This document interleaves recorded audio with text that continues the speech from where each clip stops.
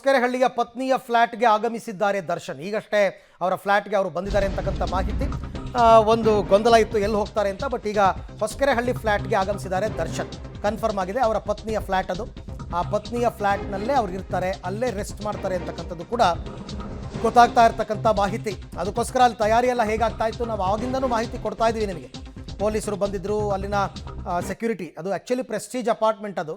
ಆ Prestige ಅಪಾರ್ಟ್ಮೆಂಟ್ನ security ಸಿಬ್ಬಂದಿ ಏನಿದ್ದಾರೆ ಎಲ್ಲರೂ ಅಲರ್ಟ್ ಆಗಿದ್ದರು. ಆಮೇಲೆ ಅಪಾರ್ಟ್ಮೆಂಟಲ್ಲಿ ಸಾವಿರಾರು ಫ್ಲ್ಯಾಟ್ಗಳಿದೆ, ಸಾವಿರಾರು ಜನ ವಾಸ ಮಾಡ್ತಾರೆ, ಯಾರಿಗೂ ತೊಂದರೆ ಆಗಬಾರ್ದು. ಹಾಗಾಗಿಯೇ ಪೊಲೀಸರು ಕೂಡ ಅಲ್ಲಿ ಹೊಯ್ಸಳ ಸಿಬ್ಬಂದಿಯನ್ನು ನಿಯೋಜನೆ ಮಾಡಿದರು. ಈಗ ನೋಡ್ತಾ ಇದ್ದಾರೆ, ಇದೇ ಕಾರ್, ಇದೇ ವೈಟ್ ಕಲರ್ ರೇಂಜ್ ರೋವರ್ ಕಾರ್ನಲ್ಲಿ ಅವರು ಅಪಾರ್ಟ್ಮೆಂಟ್ ಗೇಟ್ ಒಳಗಡೆ ಹೋಗ್ತಾ ಇರ್ತಕ್ಕಂಥ ದೃಶ್ಯವನ್ನು ನೀವು ನೋಡ್ತಾ ಇದ್ದೀರಾ. ಅಲ್ಲಿಗೆ ಅಷ್ಟೇ. ಈಗ ಅವ್ರು ಒಳಗಡೆ ಹೋದರೆ ಮತ್ತೆ ಇನ್ನವರು ಅಲ್ಲಿ ರೆಸ್ಟ್ ಮಾಡ್ತಾರೆ ಫ್ಲ್ಯಾಟ್ನಲ್ಲಿ. ಅವ್ರ ಫ್ಲ್ಯಾಟ್ನಲ್ಲಿ ಅವ್ರು ಇರ್ತಾರೆ, ಅವ್ರ ಪಾಡ್ಗೆ ಅವ್ರು ಇರ್ತಾರೆ. ಅಭಿಮಾನಿಗಳು ಬಂದರೂ ಕೂಡ ಯಾರಿಗೂ ದರ್ಶನ್ ನೋಡೋ ಈಗ ಸೌಭಾಗ್ಯ ಸಿಗಲ್ಲ. ಅವರಾಗಲೇ ಒಳಗಡೆ ಹೋಗಾಯಿತು. ಸೊ ಹಾಗಾಗಿ 48 ದಿನ BGS ಆಸ್ಪತ್ರೆಯಲ್ಲಿ ಚಿಕಿತ್ಸೆಯನ್ನು ಪಡೆದಿದ್ದ ದರ್ಶನ್ ಆಪರೇಷನ್ ಮಾಡಿಸ್ಕೊಳ್ದೇ ಡಿಸ್ಚಾರ್ಜ್ ಆಗಿ ಬಂದಿದ್ದಾರೆ. ಆಪರೇಷನ್ ಮಾಡಿಸ್ಕೊಳ್ದೆ ಡಿಸ್ಚಾರ್ಜ್ ಆಗಿ ಅವರ ಪತ್ನಿಯ ಫ್ಲ್ಯಾಟ್ಗೆ ಬಂದಿದ್ದಾರೆ. ಈಗ ಇನ್ನು ಮುಂದಕ್ಕೆ ಅವರು ಇಲ್ಲೇ ಇರ್ತಾರೋ, ಅವ್ರ ಮನೆಗೆ ಹೋಗ್ತಾರೋ, ಇನ್ನು ಮಿಕ್ಕಿದ್ದು ಅವ್ರಿಗೆ ಬಿಟ್ಟಿದ್ದು. ಯಾಕೆಂದರೆ ರೆಗ್ಯುಲರ್ ಬೇಲ್ ಸಿಕ್ಕಿದೆ, ಯಾವ ರಿಸ್ಟ್ರಿಕ್ಷನ್ಸು ಇಲ್ಲ. ರಿಸ್ಟ್ರಿಕ್ಷನ್ಸ್ ಏನಂದರೆ ಬೆಂಗಳೂರು ಬಿಟ್ಟು ಹೋಗಂಗಿಲ್ಲ ಅಷ್ಟೇ, ಬೇಲ್ ಷರತ್ತು ಅದು. ಹಾಗಾಗಿ ಅವ್ರು ಬೆಂಗಳೂರಿನಲ್ಲಿ ಅಲ್ಲೂ ಇರ್ಬೋದು ಅಥವಾ ಅವ್ರ ಮನೆಯಲ್ಲೂ ಇರ್ಬೋದು, ಬೆಂಗಳೂರಿನಲ್ಲಿ ಓಡಾಡ್ಬೋದು. ಈ ಬಗ್ಗೆ ಮತ್ತಷ್ಟು ಮಾಹಿತಿ ನನ್ನ ಕೊಲೀಗ್ ಲೋಕೇಶ್ ಅವರಿಂದ ಪಡ್ಕೊಳ್ಳೋಣ. ಲೋಕೇಶ್, ಈಗಾಗಲೇ ಐ ಥಿಂಕ್ ಅವ್ರ ಗೇಟ್ ಒಳಗಡೆ ಹೋಗಾಯಿತು ಅಂತ ಅನಿಸುತ್ತೆ. ಸೆಕ್ಯೂರಿಟಿ ಇನ್ನೂ ಜಾಸ್ತಿ ಮಾಡಬೇಕಾದ ಪರಿಸ್ಥಿತಿ ಇದೆಯಾ ಅಥವಾ ಎಲ್ಲ ಇಲ್ಲಿಗೆ ಮುಗೀತು ಅಂತನಾ, ಹೆಂಗೆ? ಅರವಿಂದ್, ಸದ್ಯಕ್ಕೆ ಇಲ್ಲಿನ ಪರಿಸ್ಥಿತಿ ನೋಡ್ತಾ ಇದ್ರೆ ಸೆಕ್ಯೂರಿಟಿಯನ್ನ ಜಾಸ್ತಿ ಮಾಡ್ಬೇಕು ಅಂತ ಅನಿಸ್ತಾ ಇದೆ. ಈಗಾಗಲೇ ಅವರು ಅಪಾರ್ಟ್ಮೆಂಟ್ ಒಳಗಡೆಗೆ ಹೋಗಾಯ್ತು. ಅಪಾರ್ಟ್ಮೆಂಟ್ ಒಳಗಡೆಗೆ ಹೋಗಾದ ಬಳಿಕ ಈಗ ಅಪಾರ್ಟ್ಮೆಂಟ್ ನ ಸೆಕ್ಯೂರಿಟಿ ಸಿಬ್ಬಂದಿ ಏನಾದ್ರು ಅವರು ಗೇಟ್ ಅನ್ನ ಕ್ಲೋಸ್ ಮಾಡಿದ್ದಾರೆ. ಕ್ಲೋಸ್ ಮಾಡ್ಬಿಟ್ಟು ಪ್ರತಿ ವೆಹಿಕಲ್ ಅನ್ನ ಚೆಕ್ ಮಾಡಿ ಬಿಡುವಂತ ಕೆಲಸಕ್ಕೆ ಮುಂದಾಗ್ತಾ ಇರುವಂತದ್ದು. ಈಗಾಗಲೇ ತಮ್ಗೆ ಗಮನಿಸ್ತಾ ಇದಾರ, ಇಲ್ಲಿ ಯಾವುದೇ ವೆಹಿಕಲ್ ಬಂದ್ರು ಕೂಡ ಯಾರನ್ನ ಭೇಟಿ ಮಾಡ್ಬೇಕು ಅಂತ ಹೇಳಿ ಕೇಳಿಯೇ ಒಳಗಡೆಗೆ ಬಿಡ್ತಾ ಇದ್ದಾರೆ. ಸೆಕ್ಯೂರಿಟಿ ಸಿಬ್ಬಂದಿ ಒಂದ್ ಕಡೆ ಆದ್ರೆ ಮತ್ತೊಂದ್ ಕಡೆ ಪೊಲೀಸರು ಕೂಡ ಈಗ ಇಲ್ಲಿ ಭದ್ರತೆಯನ್ನ ಹೆಚ್ಚಳ ಮಾಡ್ಕೊಳ್ಳುವ ಸಾಧ್ಯತೆ ಇದೆ, ಮಾಡ್ಕೊಳ್ಳೇಬೇಕಾಗತ್ತೆ. ಹೊಸಕೆರೆಹಳ್ಳಿ ಅಪಾರ್ಟ್ಮೆಂಟ್ಗೆ ದರ್ಶನ್ ಅವರು ಬಂದಿದ್ದಾರೆ ಅಂತ ಗೊತ್ತಾದ ತಕ್ಷಣನೇ ಅಭಿಮಾನಿಗಳು ಇಲ್ಲಿಗೆ ಬರುವಂತ ಸಾಧ್ಯತೆ ಇದೆ. ಹಾಗಾಗಿ ಅಭಿಮಾನಿಗಳನ್ನ ನಿಯಂತ್ರಿಸೋದು ಒಂದು ದೊಡ್ಡ ಚಾಲೆಂಜ್ ಆಗಿರುವಂತದ್ದು. ಈ ನಿಟ್ಟಿನಲ್ಲಿ ಪೊಲೀಸರು ಕೂಡ ಒಂದಷ್ಟು ಸಿಬ್ಬಂದಿನ ಹೆಚ್ಚಳ ಮಾಡಿಕೊಂಡು ಭದ್ರತೆಯನ್ನ ನಿಯೋಜನೆ ಮಾಡ್ಕೊಳ್ತಾರೆ. ಯಾವುದೇ ರೀತಿಯ ತೊಂದರೆ ಆಗದಂತೆ ಮುಂಜಾಗ್ರತನ ವಹಿಸ್ತಾರೆ ಅನ್ನುವಂಥದ್ದು ಮಾಹಿತಿ ಈಗ ಲಭ್ಯ ಆಗ್ತದೆ. 48 ದಿನಗಳ ಬಳಿಕ ಈಗ ದರ್ಶನ್ ಅವರು ಮತ್ತೆ ತಮ್ಮ ಪತ್ನಿ ಅವರಿರ್ತಕ್ಕಂಥ ಅಪಾರ್ಟ್ಮೆಂಟ್ಗೆ ಬಂದು ಇಲ್ಲಿ ವಿಶ್ರಾಂತಿಯನ್ನ ಪಡಿತಾರೆ ಅನ್ನುವಂತ ಮಾಹಿತಿ ಲಭ್ಯ ಆಗ್ತಾ ಇದೆ. ಇಲ್ಲಿ ತುಂಬಾ ದಿನಗಳವರೆಗೂ ಇಲ್ಲೇ ಇರ್ತಾರೆ ಅನ್ಸುತ್ತೆ, ಇಲ್ಲೇ ಉಳಿತಾರೆ ಅಂತ ಅನ್ಸುತ್ತೆ. ಆ ಕಾರಣಕ್ಕೋಸ್ಕರ ಇಲ್ಲಿ ಸಹಜವಾಗಿ ಬ್ಯಾರಿಕೇಡ್ ಗಳನ್ನ ಅಳವಡಿಸಿ ಮುಂಜಾಗ್ರತೆ ವಹಿಸೋದಿಕ್ಕೆ ಪೊಲೀಸರು ಮುಂದಾಗ್ತಾರೆ. ಪ್ರತಿದಿನನೂ ಕೂಡ ಅಭಿಮಾನಿಗಳು ಭೇಟಿ ಆಗ್ತಾರೆ. ಮತ್ತೆ ಅದನ್ನ ಹೊರತುಪಡಿಸಿದ್ರೆ ಚಿತ್ರರಂಗದ ಕೆಲ ಕಲಾವಿದರು ಕೂಡ ಇಲ್ಲಿಗೆ ಬಂದು ಭೇಟಿ ಮಾಡುವ ಸಾಧ್ಯತೆ ಇದೆ. ಬಂದು ಭೇಟಿ ಮಾಡುವಂತ ಸಂದರ್ಭದಲ್ಲಿ ಅವರನ್ನ ನೋಡೋದಕ್ಕೆ ಅಂತೇಳಿ ಸಾರ್ವಜನಿಕರು ಅಭಿಮಾನಿಗಳು ಸೇರುವ ಸಾಧ್ಯತೆ ಇದೆ.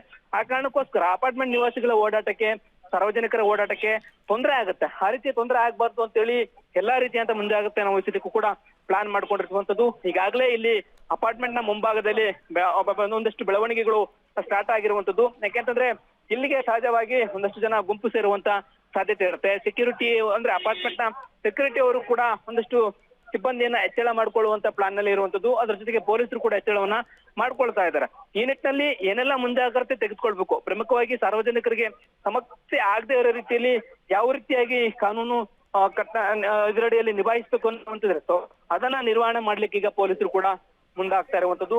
ಇಲ್ಲಿ ಒಳಗಡೆ ಹೋಗ್ಲಿ ಬರ್ಲಿಕ್ಕೆ ನಿವಾಸಿಗಳಿಗೆ ತೊಂದರೆ ಆಗ್ಬಾರ್ದು, ಅದನ್ನ ಗಮನದಲ್ಲಿ ಇಟ್ಕೊಂಡು ಈಗ ಪ್ಲಾನ್ ಮಾಡ್ತಾ ಇದ್ದಾರೆ. ಈ ನಿಟ್ಟಿನಲ್ಲಿ ದರ್ಶನ್ ಅವ್ರಿಗೆ ಈಗಾಗಲೇ 48 ದಿನಗಳ ಬಳಿಕ ಏನ್ ಬಂದಿದ್ದಾರೆ, ಆಪರೇಷನ್ ಆಗ್ಬೇಕಾಯ್ತು, ಆಪರೇಷನ್ ಆಗಿಲ್ಲ, ಫಿಸಿಯೋಥೆರಪಿ ಮೂಲಕನೇ ಅವರು ಟ್ರೀಟ್ಮೆಂಟ್ ಅನ್ನು ತೆಗೆದುಕೊಂಡು ಗುಣಮುಖ ಮಾಡ್ಕೊಳ್ತೀವಿ ಅನ್ನೋ ಈಗ ಪ್ಲಾನ್ ನಲ್ಲಿ ಈಗ ಡಿಸ್ಚಾರ್ಜ್ ಆಗಿದ್ದಾರೆ. ಡಿಸ್ಚಾರ್ಜ್ ಆದ ಬಳಿಕ ಏನೆಲ್ಲ ಬೆಳವಣಿಗೆಗಳಾಗ್ತವೆ ಅನ್ನುವಂಥದ್ದು ಪ್ರಮುಖವಾಗಿರುವಂತ ಅಂಶ. ಆ ಬೆಳವಣಿಗೆಗಳ ಮೇಲೆ ಒಂದಷ್ಟು ಮುಂಜಾಗ್ರತೆಯನ್ನ ವಹಿಸ್ಬೇಕಾಗತ್ತೆ. ಇದಾದ ಬಳಿಕ ಅವರು ಆರ್ ನಗರಕ್ಕೆ ಹೋಗ್ತಾರ, ಆರ್ ನಗರ ನಿವಾಸದಲ್ಲಿ ಇರ್ತಾವ ಅಥವಾ ಯಾವ್ದನ್ನ ಬೇರೆ ದೇವಸ್ಥಾನಗಳಿಗೆ ಏನಾದ್ರು ಭೇಟಿ ಕೊಡ್ತಾರೆ, ಆ ರೀತಿಯಾದಂತ ಬೆಳವಣಿಗೆಗಳೇನಾದ್ರು ಪ್ಲಾನ್ ಮಾಡ್ಕೊಂಡಿದ್ದಾರೆ ಅನ್ನೋದ್ರ ಬಗ್ಗೆ ಕೂಡ ಪ್ರಶ್ನೆ ಮೂಡ್ತಾ ಹೋಗುತ್ತೆ. ಒಂದು ವೇಳೆ ದೇವಸ್ಥಾನಕ್ಕೆ ಹೋಗಿ ಭೇಟಿ ಮಾಡೋದು ಅಥವಾ ಆರ್ ನಗರ ನಿವಾಸಕ್ಕೆ ಹೋಗುವಂತದ್ದಾದ್ರೆ ಅವರಿಂದ ಅಭಿಮಾನಿಗಳು ಎಲ್ಲೋಗ್ತಾರಲ್ಲಿ ಹೋಗೋ ಸಾಧ್ಯತೆ ಇರುತ್ತೆ. ಅಲ್ಲಿ ಕೂಡ ಸೆಕ್ಯೂರಿಟಿಯನ್ನ ಒದಗಿಸ್ಬೇಕಾಗತ್ತೆ. ಅದಕ್ಕೆ ಅಪಾರ್ಟ್ಮೆಂಟ್ ನ ಮುಂಭಾಗದಲ್ಲಿ ಅಪಾರ್ಟ್ಮೆಂಟ್ ನ ಸಿಬ್ಬಂದಿ ಜೊತೆಗೆ ಪೊಲೀಸರು ಸೆಕ್ಯೂರಿಟಿಯನ್ನ ಭದ್ರತೆಯನ್ನ ಹೆಚ್ಚಳ ಮಾಡ್ಕೊಳ್ಳೋದಕ್ಕೆ ಪ್ಲಾನ್ ಮಾಡ್ತಾ ಇರುವಂತದ್ದು ಅರವಿಂದ್. ಈಗ ಸಾಮಾನ್ಯವಾಗಿ ದೊಡ್ಡ ದೊಡ್ಡ ಅಪಾರ್ಟ್ಮೆಂಟ್ಗಳಲ್ಲಿ ಹೆಂಗಿರುತ್ತೆ ಸಿಸ್ಟಮ್ ಅಂತಂದರೆ, ಯಾರೇ ಬಂದರೂ ಕೂಡ ಅವರು ಅಲ್ಲಿನ ಸೆಕ್ಯೂರಿಟಿ ಫೋನ್ ಮಾಡಿ ಕೇಳ್ತಾರೆ ಅವರ ಮನೆಯವ್ರಿಗೆ, ಇಂಥವ್ರು ಬಂದಿದ್ದಾರೆ ಬಿಡ್ಬೋದಾ ಅಂತ. ಅವ್ರು ಎಸ್ ಅಂದಮೇಲೆ ಅವ್ರನ್ನ ಗೇಟ್ ಒಳಗಡೆ ಬಿಡ್ತಕ್ಕಂಥದ್ದು. ಹಾಗಾಗಿ ದರ್ಶನ್ನ ಭೇಟಿ ಮಾಡೋದಕ್ಕೆ ಚಿತ್ರರಂಗದವ್ರು ಬಂದರೆ ಅವ್ರು ಒಳಗಡೆ ಹೋಗ್ಬೋದು, ಬಿಡ್ಬೋದು. ಬಟ್ ಅಭಿಮಾನಿಗಳಿಗೆ ಇದರಿಂದ ನಿರಾಸೆ ಅಂತ ಅನ್ಸುತ್ತೆ, ಯಾರನ್ನು ಒಳಗೆ ಬಿಡಲ್ಲ ಅಲ್ವಾ? ಖಂಡಿತ ಅರವಿಂದ್, ಅಭಿಮಾನಿಗಳನ್ನ ಒಳಗಡೆ ಬಿಡೋದು ಇಲ್ಲ ಕೂಡ. ಹಾಗಾಗಿ ಅಭಿಮಾನಿಗಳನ್ನ ಒಳಗಡೆ ಬಿಡದೇ ಇರೋ ಕಾರಣಕ್ಕೋಸ್ಕರ ಅವರಿಲ್ಲಿ ಜಮಾಯಿಸ್ತಾರೆ. ಅದಕ್ಕೆ ಬೇಕಾದಂತ ಮುಂಜಾಗ್ರತೆಯನ್ನು ಕೂಡ ವಹಿಸಿರುವಂತದ್ದು. ಅಪಾರ್ಟ್ಮೆಂಟ್ ನ ಸಿಬ್ಬಂದಿ ಆದ್ರೆ ಅಥವಾ ಅಪಾರ್ಟ್ಮೆಂಟ್ ಒಳಗಡೆ ನಿವಾಸಿಗಳಾದ್ರೆ ಅವ್ರು ಕಾಲ್ ಮಾಡ್ಕೊಂಡು ಅವ್ರ ಅಡ್ರೆಸ್ ಪ್ರೂಫ್ ಅನ್ನು ಕೊಟ್ಟು ಒಳಗಡೆಗೆ ಹೋಗ್ಬೋದು. ಚಿತ್ರರಂಗದ ಗಣ್ಯರಾದ್ರೆ ಅವರಿಗೆ ಪರಿಚಿತರಿರ್ತಾರೆ, ಅವರನ್ನ ಕೇಳ್ಕೊಂಡು ಒಳಗಡೆ ಹೋಗ್ಬೋದು. ಅಭಿಮಾನಿಗಳು ನಾವು ಅಭಿಮಾನಿ ಅಂತ ಹೇಳಿ ಒಳಗಡೆ ಹೋಗ್ಲಿಕ್ಕೆ ಸಾಧ್ಯ ಆಗಲ್ಲ. ಹಂಗಂತೇಳಿ ಒಳಗಡೆ ಬಿಟ್ರೆ ತೀರಾ ಸಮಸ್ಯೆ ಆಗೋಗುತ್ತೆ. ಅದು ಯಾವತ್ತೂ ಕೂಡ ಅಪಾರ್ಟ್ಮೆಂಟ್ ಒಳಗಡೆ ಅಭಿಮಾನಿಗಳಿಗೆ ಅವಕಾಶ ಇಲ್ಲ, ಹೊರಗಡೆ ಗುಂಪು ಕೂಡುವಂತ ಸಾಧ್ಯತೆ ಇರುವಂತದ್ದು. ಆ ಕಾರಣಕ್ಕೋಸ್ಕರ ಅಲ್ಲಿ ಒಂದಷ್ಟು ಮುಂಜಾಗ್ರತೆಗಳನ್ನು ತೆಗೆದುಕೊಂಡು ಕ್ರಮ ವಹಿಸುವುದಕ್ಕೆ ಪ್ಲಾನ್ ಗಳನ್ನ ಮಾಡ್ಕೊಳ್ತಾ ಇರುವಂತದ್ದು.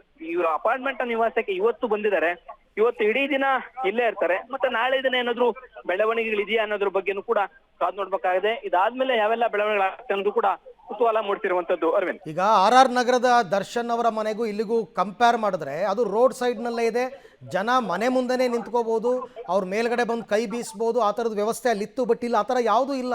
ನಿಮಗೆ ಗೇಟಿಂದನೂ ತುಂಬ ಒಳಗಡೆ ಹೋಗಬೇಕು ಕಾರಲ್ಲಿ, ಅಲ್ಲಿರ್ತಕ್ಕಂಥ ಅಪಾರ್ಟ್ಮೆಂಟ್. ಹಾಗಾಗಿ ಅಭಿಮಾನಿಗಳು ಬಂದು ಸುಮ್ಮನೆ ನಿಂತ್ಕೋಬೋದೇ ಹೊರತು ಅದರಿಂದ ಅವ್ರಿಗೇನೂ ಲಾಭ ಇಲ್ಲ ಅಂತ ನನಗನ್ಸುತ್ತಪ್ಪ. ಅರವಿಂದ್, ಖಂಡಿತವಾಗೂ ತಾವು ಹೇಳಿದ್ದು ನಿಜ. ಅಪಾರ್ಟ್ಮೆಂಟ್ ನ ಒಳಗಡೆಗೆ ಹೋದ್ಮೇಲೆ ಅವರ ಫ್ಲಾಟ್ ಬರುವಂತದ್ದು. ಆದ್ರೆ ಈ ಅಪಾರ್ಟ್ಮೆಂಟ್ ಇರುವಂತದ್ದು ದೇವೇಗೌಡ ಪೆಟ್ರೋಲ್ ಬಂಕ್ ಇರ್ತಕ್ಕಂಥ ಮುಖ್ಯ ರಸ್ತೆ ಏನಿದೆ, ಆ ಮುಖ್ಯ ರಸ್ತೆಯನ್ನ ಬಿಟ್ಟು ಒಂದು 200 ಮೀಟರ್ 300 ಮೀಟರ್ ಒಳಗಡೆನೆ ಈ ಅಪಾರ್ಟ್ಮೆಂಟ್ ಬರುತ್ತೆ. ಮುಖ್ಯ ರಸ್ತೆಯ ಪಕ್ಕದಲ್ಲೇ ಅಪಾರ್ಟ್ಮೆಂಟ್ ಬರುತ್ತೆ. ಆ ನಿಟ್ಟಿನಲ್ಲಿ ಅಭಿಮಾನಿಗಳಿಗೆ ಏನು ದೂರ ಅನ್ಸಲ್ಲ. ಅಪಾರ್ಟ್ಮೆಂಟ್ ಹತ್ರಕ್ಕಾದ್ರೂ ಹೋಗ್ ಬರೋಣ ಅಂತ ಹೇಳಿ ಅಭಿಮಾನಿಗಳು ಬಂದ್ರು ಕೂಡ ಒಬ್ಬೊಬ್ರು ಬಂದು ಕೂಡ ಗುಂಪು ಕೂಡುವಂತ ಸಾಧ್ಯತೆ ಇರುತ್ತೆ. ಆ ವಿಚಾರವಾಗಿ ನೋಡ್ಕೊಂಡ್ರೆ ಅಭಿಮಾನಿಗಳನ್ನು ಗುಂಪು ಕೂಡೋದನ್ನ ನಿಯಂತ್ರಣ ಮಾಡ್ಲಿಕ್ಕೆ ಪ್ಲಾನ್ ಗಳನ್ನ ಮಾಡ್ಕೊಳ್ಬೇಕಾಗತ್ತೆ. ಸದ್ಯಕ್ಕೆ ಅಪಾರ್ಟ್ಮೆಂಟ್ ನ ಒಳಗಡೆಗೆ ದರ್ಶನ ಇರುವಂತದ್ದು Arvind. Okay Lokesh, thank you ತಮ್ಮೆಲ್ಲ ಮಾಹಿತಿಗೆ. ನಾನು ಹೇಳೋದು ಅಷ್ಟೇ, ಅಭಿಮಾನಿಗಳು ಒಂದು ಸರ್ತಿ ಆದರೂ ದರ್ಶನ್ ನೋಡಬೇಕು ಅಂತ ಆಸೆ ಪಡೋದು ತಪ್ಪಲ್ಲ.